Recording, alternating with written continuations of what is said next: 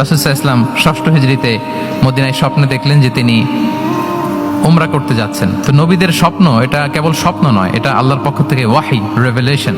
তো সেই হিসেবে তিনি 1400 সাহাবা নিয়ে উমরা করতে চলে গেলেন মক্কায়, কিন্তু মক্কাবাসী ঢুকতে দিল না, থামিয়ে দেয়া হলো। তো তখন একটা চুক্তি হয়েছিল, ওই চুক্তিতে বলা হলো, রাসূল সাল্লাল্লাহু আলাইহি ওয়াসাল্লাম লিখতে বললেন যে লিখো মিন মুহাম্মদ রাসূলুল্লাহ, আল্লাহ রসুল মোহাম্মদের পক্ষ থেকে কোরাইশদের সাথে এই চুক্তি। কোরাইশরা আপত্তি করলো যে না, শুধু মোহাম্মদ লেখা যাবে, রসুলুল্লাহ লেখা যাবে না, কারণ তুমি যে রসুলুল্লাহ, আল্লাহ রসুল, এটা যদি আমরা মেনে নেই তাহলে তোমার সাথে আর আমাদের দ্বন্দ্ব কিসের, আমরা তো ভাই ভাই হয়ে গেলাম, রসুলুল্লাহ কাটো। সাহাবারা কেউ রাজি হয় না, বিশেষ করে ওমরে ফারুক রাদিয়াল্লাহু তাআলা, উনি রাজি হয় না, না না এটা কাটা যাবে না। রাসূল সাল্লাল্লাহু আলাইহি ওয়াসাল্লাম অনেক বলে কয়ে বুঝালেন যে না, দীর্ঘমেয়াদী চিন্তা করতে গেলে আমাদের এখন একটা শান্তি চুক্তির দরকার আছে, যাতে করে আমরা আমাদের গ্লোবাল নেভিগেশন সিস্টেম, দাওয়া সিস্টেমকে আরো স্ট্রং করতে পারি। অনেক বলে কয়ে রাসূলুল্লাহ কাটা হলো। এরপর তারা বলে চুক্তিতে লিখো যে এই বছর উমরা করতে দেয়া হবে না, এই বছর ফিরে যাবেন আপনারা সবাই। এটাও সাহাবারা রাজি হয় না, আল্লাহ রাসূল সাল্লাল্লাহু আলাইহি ওয়াসাল্লাম রাজি হলেন।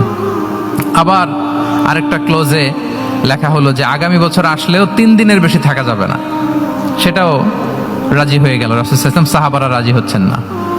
এরপর মক্কা থেকে কোনো লোক মদিনায় গেলে মদিনাবাসী তাকে রাখতে পারবে না, ফেরত দিতে হবে। কিন্তু মদিনা থেকে কোনো লোক মক্কায় আসলে মক্কাবাসী তাকে ফেরত দিতে বাধ্য থাকবে না। দেখেন, একটার পর একটা মুসলমানদের বিরুদ্ধে সব ক্লোজ যাচ্ছে, কোনো সাহাবীরাই রাজি হচ্ছেন না। কিন্তু আল্লাহ রাসূল সাল্লাল্লাহু আলাইহি ওয়াসাল্লাম তিনি বললেন যে না, লিখো লিখো। উমর ফারুক রাদিয়াল্লাহু তাআলা আনহু এতটাই রাগান্বিত হলেন, তিনি প্রশ্ন করলেন, ইয়া রাসূলুল্লাহ, আলাইসা আনতা নাবিয়্যুন হক, আপনি এই যে কম্প্রোমাইজের পর কম্প্রোমাইজ করে যাচ্ছেন, আপনি কি সত্য নবী নন, সত্য রাসূল নন? আলাসনা আলা দীনিন হক, আমরা কি সত্যের উপর প্রতিষ্ঠিত নই? আলাইসাল কুরআনু কিতাবুন হক, তো সব যদি সত্য হয় আপনি কেন এগুলো মানছেন? রাসূল সাল্লাল্লাহু আলাইহি ওয়াসাল্লাম বললেন যে ওমর, তুমি বাদশা তো না, মেনে নাও। মেনে নিলেন, এবং এই মেনে নেওয়াটাকে আল্লাহ ভিক্টরি বলে ঘোষণা দিলেন, বিজয় বলে। আল্লাহু আকবার। এবং হুদাইবিয়ার এই সন্ধি থেকেই বেসিকলি মক্কা বিজয় ওইদিকে ত্বরান্বিত হয়েছে গতি প্রবাহটা। কারণ রাসূল সাল্লাল্লাহু আলাইহি ওয়াসাল্লাম অনেক দূর দেখেছেন, সাহাবারাই সামনের কিছু বিষয়ে তারা খেয়াল করছেন, কিন্তু রাসূলুল্লাহ সাল্লাল্লাহু আলাইহি ওয়াসাল্লাম তিনি অনেক দূর দেখতে পাচ্ছেন।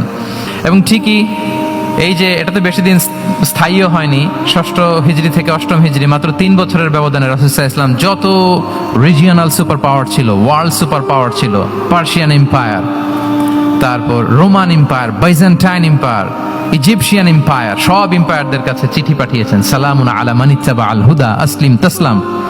এবং ইসলামের এক্সপান্ড হয়েছে, ওনার গ্লোবাল নেভিগেশন সিস্টেম উনি চালু করেছেন। এর কারণ কি?